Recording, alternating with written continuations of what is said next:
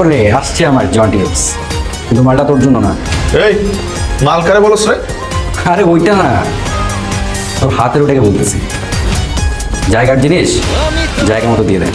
আমি কি মিসফিল্ডিং করে বাউন্ডারি হতে দিব নাকি থ্রো করে উইকেট ভেঙে দেবো? থ্রো করে ওকে ভেঙে দে। এই তুমি এখানে ফার্স্ট ইয়ারের ক্লাসে কি করো? বেরো। জি স্যার।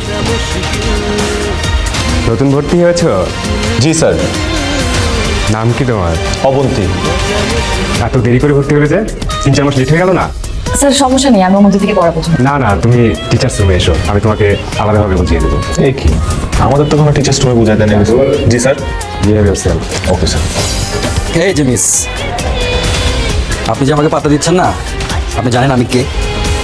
হ্যাঁ জানি তো ভাইয়া, আপনি ইন্টার সেকেন্ড ইয়ারের সব থেকে অভদ্র। ঠিক আছে, দেখো তুমি জুনিয়র একটা, আমি তোমার সিনিয়র। বড়দের সাথে কিভাবে রেসপেক্ট দিয়ে কথা বলতে হয় শিখো নাই? শিখেছি তো ভাইয়া। আমার বাবা মা বড়দেরকে কিভাবে রেসপেক্ট দিতে হয় সেটা শিখিয়েছে, আবার অভদ্র ছেলেদের সাথে কিভাবে কথা বলতে হয় সেটাও শিখিয়েছে। Nice, very nice. আচ্ছা, আমাদের মধ্যে এইসব কথাবার্তাগুলো এইভাবে না হয়ে পার্সোনাল যদি মুঠোফোনে হতো ব্যাপারটা ভালো হতো না? আচ্ছা, তোমার নাম্বারটা দাও তো। আমি তো ফোন ইউজ করি না। ও ফোন ইউজ করি, কিন্তু আপনাকে নাম্বারটা দেওয়া যাবে না।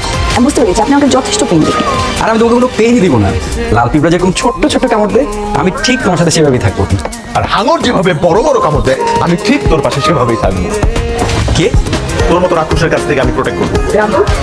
আমি তোকে বলছি আমাকে প্রোটেক্ট করতে। তোর বলতে হবে কেন? আমি তোর বন্ধু না, আমার একটা দায়িত্ব আছে। ওই আমি তোকে বলছি তুই যা। আর তুই কি পারবি নাকি নিজেকে প্রোটেক্ট করতে? 100% শিওর পাবি। কিভাবে? এই ডেঞ্জারাস। দূরে থাক, আগুন লাগে যাবে।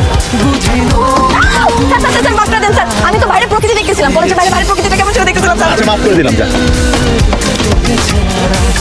তুই আমাকে মাফ করে কে? কি করতেছিস এখানে? আমি যা খুশি করতেছি। তুই এখানে কি করিস? তুই যেটা করতে আসছিলি আমি সেটা করতে আসছি। আমি তো পালাতে আসছি। আমিও একই, মানে সেটাই, মানে সেটাই। তো কর। ঠিক আছে তাহলে তুই পালা, তোর মতো আমি আমার মতো পালাচ্ছি। যাও দিক যা। কি রে, হেল্প লাগবে? তো তাকে আসিস কেন? হেল্প কর। হ্যাঁ রে, মুখ দিয়ে বলা যায় না। এই মানুষের এত কি গো। জীবনে পালানোর জন্য অনেক ছেলে বন্ধু পাইছি, কিন্তু মেয়ে বন্ধু সহ কখনো পালাই নাই। কবি নাকি আমার একদিনের জন্য মেয়ে বন্ধু, যার সাথে পালাবো।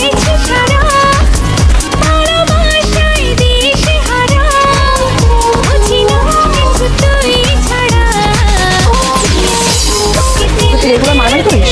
ওই তোরে দেখে শীষ বাজাইছে। তো ও শীষ বাজাইছে আর আমার মাথায় হুইসেল বাজছে। ছোটবেলা থেকে একটু মাথা গরম, বুঝছিস? হাত পা বেশি চলে। আমি যখন ক্লাস 6-এ পড়ি তখন ক্লাস 8-এর এক বড় ভাই আমার বোল্ড আউট করে দিছিল, কিন্তু আম্পায়ার আউট দিয়ে দিছিল। আমার আম্পায়ার উপর রাগ হয় নাই, রাগ হচ্ছে বড় ভাইয়ের উপর। আউট করার পর হাসতেছে আমার দিকে তাকে। আমার এমন মেয়াজ কারো লাগছে, স্ট্যাম্প তুলে মাথার মধ্যে বাড়ি দিচ্ছে। মাজা এরপর আর হাঁটতে পারে না, পারেও না। তো তুই কখনো মাইর খাস নাই? খাইছি না, কত মাইট খাইছি। মাইট দিতে হলে মাইট একটু খাইতেই হয়। অটো তোর বাসায় কিছু বলে না? ও তো অবশ্য বলতে বলতে টায়ার্ড হয়ে গেছে, বাসায় এত কমপ্লেন গেছে। এখন আমার মারার আগে 10 বার চিন্তা করে, কারণ আমার মারলে হে নিজেই ব্যথা পায়। হাড্ডি শক্ত হয়ে গেছে না, ছোটবেলা থেকেই তো মাইট খাই। কিন্তু তুই এখন থেকে মারামারি করবি না। মারামারি আমার একদম পছন্দ না। তোর পছন্দ না, তুই চোখ বন্ধ করে রাখিস। আমি মারামারি করবো? এতদিনের অভ্যাস হুট করে ছাড়া যায় নাকি? উটার হাত চলে না, হাত চালাবি না। তুই আমাকে প্রমিস কর তুই আর কখনো মারামারি করবি না। পারবো না বলো। প্রমিস কর। আরে এমন প্রমিস করাই দিচ্ছিস যেটা আমি রাখতে পারবো না। প্রমিস কর, বল প্রমিস, আমি আর কখনো মারামারি করবো না। আচ্ছা ঠিক আছে। বাঁচা মুশকিল দিয়েছি দিল তোকে ছাড়া বাঁচা মুশকিল।